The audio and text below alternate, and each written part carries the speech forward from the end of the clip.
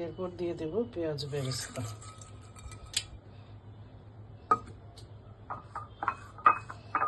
পরিমাণ মতো চিনি এবং লবণ নিয়ে নিলাম।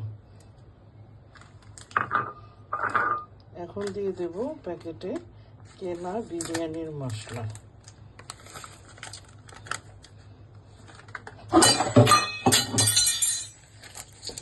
এটাকে আমি খুব ভালো করে এখন হাতে মেখে নেব। কিছুক্ষণ ম্যারিনেট করে রাখলে ভালো, আর চাইলে সাথে সাথেও রান্না করতে পারেন। আমি 1 ঘন্টা ম্যারিনেট করে রাখবো। এই ব্যাপারটা অনেকে স্কিপ করে, তারপরও আমি দিই, এতে একটা ভালো স্মোকি ফ্লেভার আসে। একটা কয়লা খুব ভালো করে পুড়িয়ে নিব। পুড়িয়ে নিয়ে তারপরে আমি একটা প্লেট বা বাটিতে মাংসের উপরে এটা রেখে উপরে একটু ঘি দিয়ে দেব।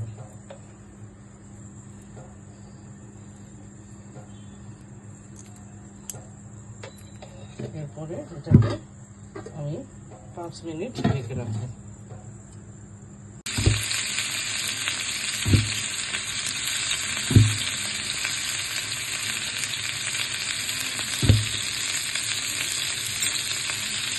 মাংসের উপরে এখন সেদ্ধ করা চালগুলো দিয়ে দিলাম।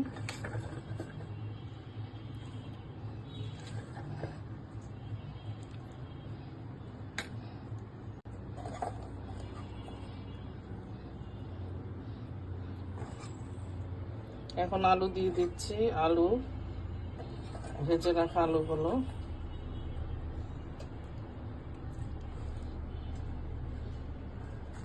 তারপর দিয়ে দেবো কিছু কিশমিশ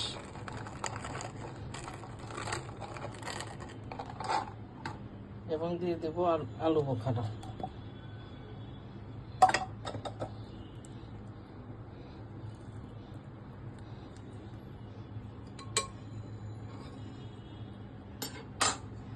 এখন দুধে ভেজানো জাফরান মেশানো দুধটা দিয়ে দিচ্ছি।